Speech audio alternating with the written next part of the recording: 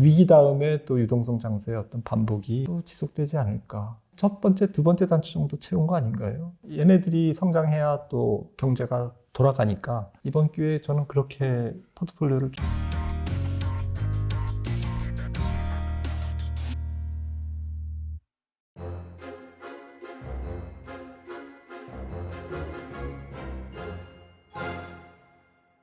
박사님 말씀은 그런 거네요. 일단 이번에 가파른 금리 인상이 좀 이례적이기 때문에 네. 그런 부분을 선반영해서 많이 맞습니다. 빠진 것이고 네네. 경기 침체 우려도 사실 뭐 블룸버그에서 며칠 전에 98% 경기 네. 침체 확률이다. 시장이 그런 걸 반영하고 있잖아요. 네. 그렇기 때문에 뭐 설사 이제 뭐 금리를 이제 인상 거의 끝나고 경기 침체에 빠진다 하더라도 이미 그런 부분을 가격적으로 선 반영을 했기 때문에 네. 반등이 나올 수 있고 그다음에 앞서서 이제 말씀하시기로는 거의 2024년 정도 돼야지 금리 인하할 거라고 하셨잖아요. 네.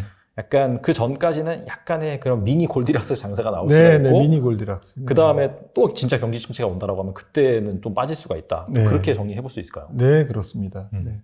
알겠습니다. 4, 50년의 만만의 그 약간 유례없는 장이다 보니까 좀 그런 가능성은 열어둘 필요가 있을 것 같네요. 네, 투자자 네, 입장에서. 네, 네, 네. 그래서 전체적인 이번 경기는 U자형으로 사람들이 이제 2020년 4월을 의식해서 V자를 기대하고 있는데 주가나 네. 그다음에 뭐 국면별로는 V자 나오겠죠. 근데 음. 전체적인 경기 모양과 주가의 흐름도 이번에는 좀 다지면서 올라가는 그리고 경기도 좀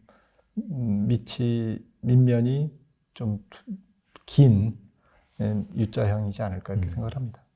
약간 좀 구조적인 변화 이런 거에 대해서 말씀하신 분이 계시거든요. 근데 네. 들어보면은 좀 그럴싸해요. 어떤 논리냐면은 중국이 한 1980년대, 90년도 그때부터 이제 본격적으로 이제 세계 공장으로 거듭나기 시작하면서 네. 2000년대 들어와서 WTO에 이제 가입을 했잖아요. 네. 그러면서 중국에서 앞서 말씀해 주시긴 해주셨는데 이 값싼 노동력을 바탕으로 좋은 제품을 생산하다 보니까 이 글로벌리 이제 저물가 시대가 돌아왔고 그 부분이 사실 한 2020년부터 2020년까지 자산 시장에 상당히 좀 긍정적으로 작용을 했는데 네. 또 탈세계화, 중국과 러시아를 또 차치하는 그런 탈세계화 관점에서는 또 중국에서 생산하는 그 정도의 퀄리티나 값싼 노동력을 제공해 줄 수 있는 나라가 없기 때문에 세계 곳곳에 이제 또 뭐 제조 공장이 설립이 되고 그런 것들이 다시 또 비효를 야기시키고 네. 이것도 이제 구조적으로 물가가 좀 높게 유지되는 그렇죠. 그런 상황이 올 수 있기 때문에 과거처럼 자산 시장이 재미있지 않을 것이다 라고 이제 말씀하신 분도 많이 계시거든요.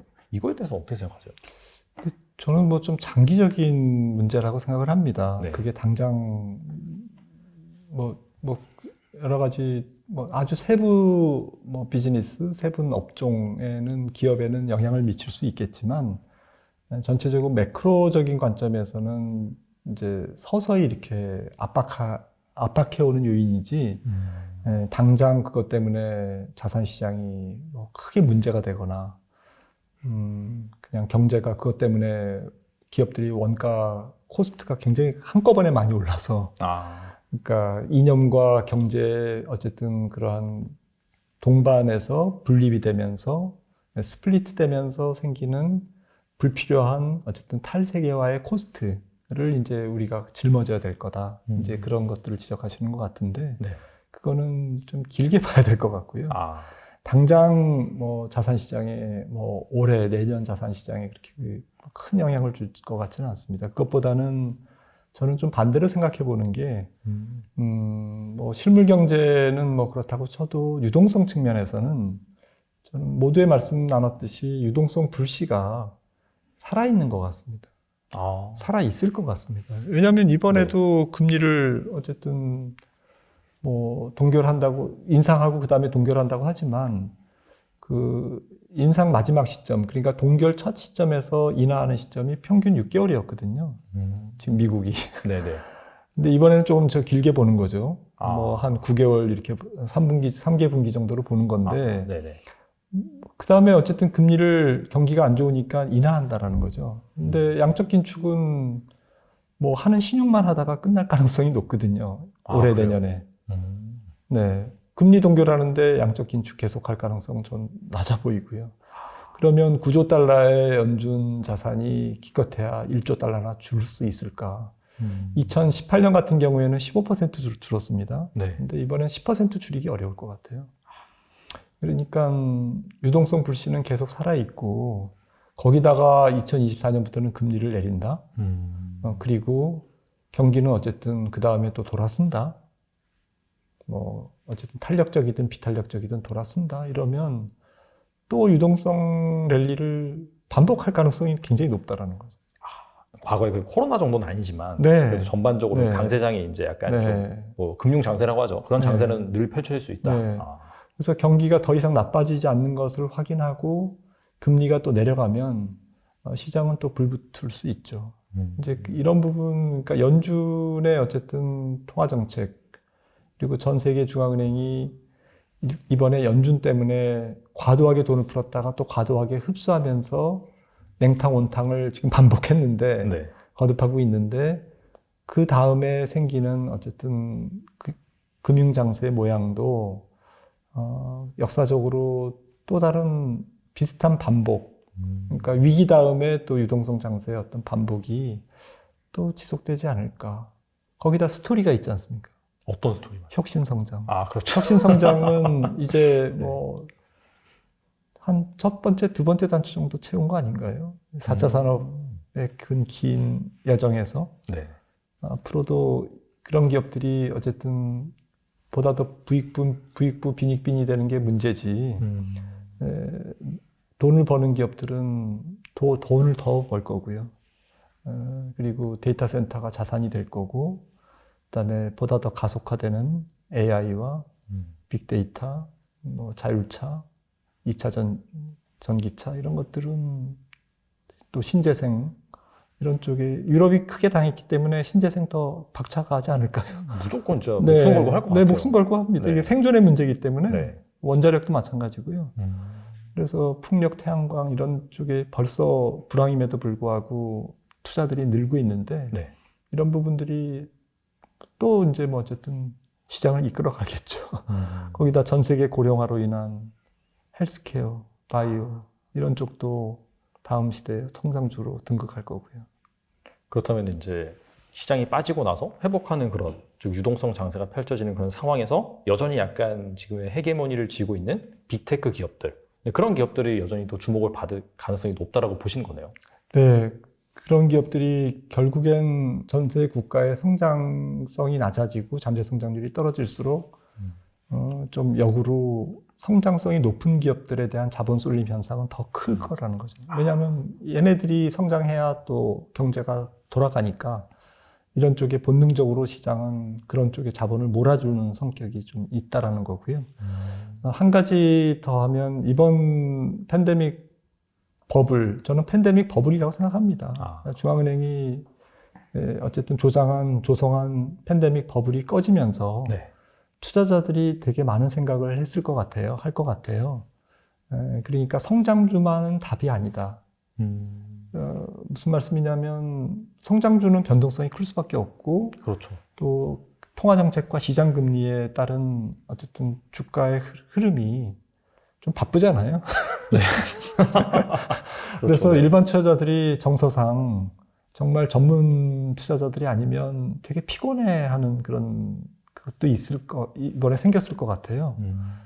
근데 뭐 분기마다 예를 들어서 또박또박 배당을 주는 기업이라든지 그 다음에 이번 어쨌든 여러 가지 팬데믹 상황에서도 또 팬데믹 이후에 거품이 붕괴되는 상황에서도 기업 실적이 크게 훼손되지 않는 기업.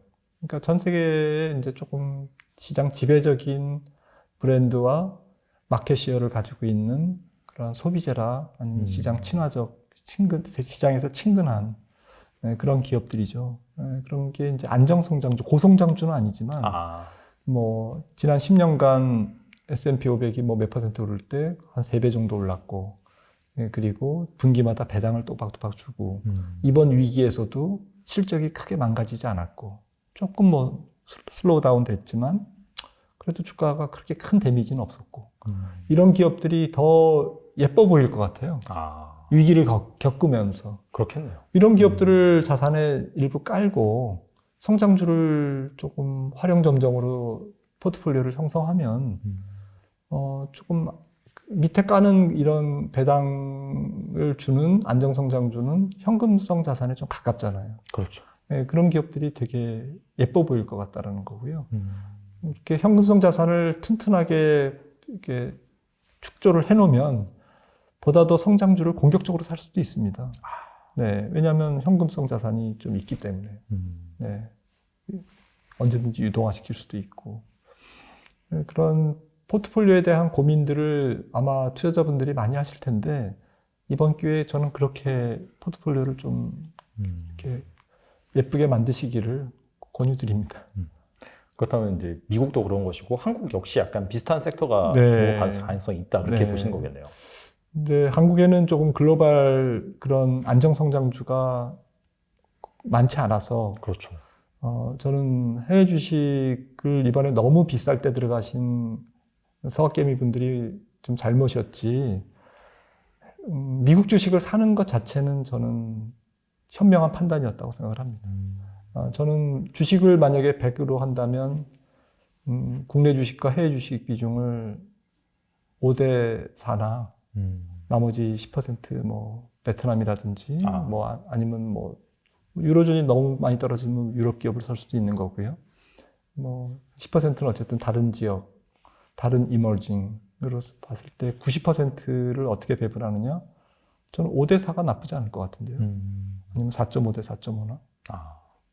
미국과 한국을. 네. 네. 아무튼 오늘 나와주셔서 좋은 말씀 많이 주셨는데 끝으로 이 투자자들을 위해서 한 말씀만 부탁드립니다.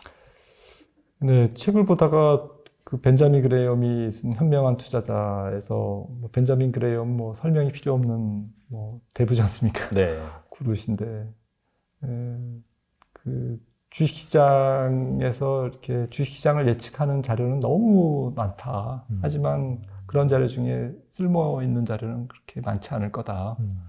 네, 그렇게 말씀하셨고, 만약에 시장을 분석하고 이렇게 전망하는 사람들이 나와서 이렇게 얘기를 하면 그 사람이 그동안 시장을 어떻게 맞춰왔는지 한번 조사해봐라. 그럼 아마 신뢰하지 않을 거다. 그러니까 네. 시장을 예측해서 돈을 번다라고 생각하는 것은 되게 어리석은 생각이다라는 거죠. 저는 그 말에 되게 동의합니다. 37년간 네. 시장 전망을 하면서 시장과 부딪히면서 느낀 절감한 한 가지 교훈이라면 시장은 예측은 하는데 예측은 하되 예측을 통해서 좀 투자의 어쨌든 전략을 발견하려는 거지.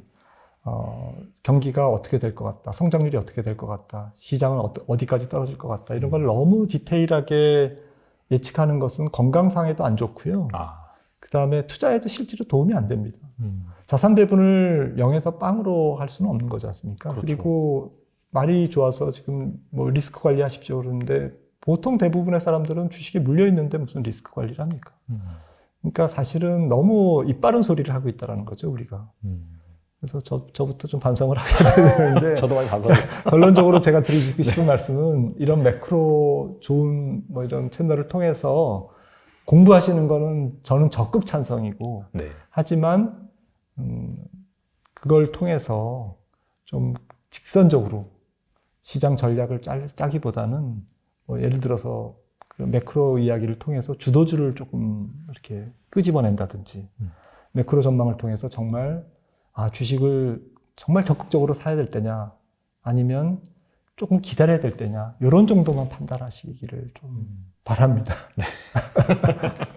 사실 매크로 관련해서 수많은 패널분들 모시고 말씀을 나누는데 전망이 같은 분도 계시고 다른 분도 계세요. 네. 그래서 간혹가다 보시면은 그렇거든요. 아니 누구는 A라고 그러고 누구는 B라고 그러는데 누구 말을 믿어야 되냐. 그렇죠.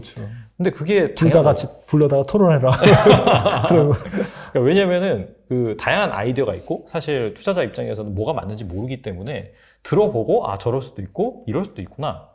라고 해서 그런 관점에서 내가 리스크 관리를 하는 차원에서 정말 주식이라든지 채권이라든지 원자재라든지 그렇게 분산 투자하는 거거든요. 맞아요. 그래서 그런 것 때문에 저희가 다양한 그런 시각을 들려드리는 것이고 그렇기 때문에 이대로 간다라고 해서 100% 이렇게 투자하시는 것보다는 다양한 그런 투자 아이디어를 접하신 다음에 거기에 맞게끔 내가 리스크 관리를 하는 그런 지혜가 필요하지 않을까 생각을 합니다.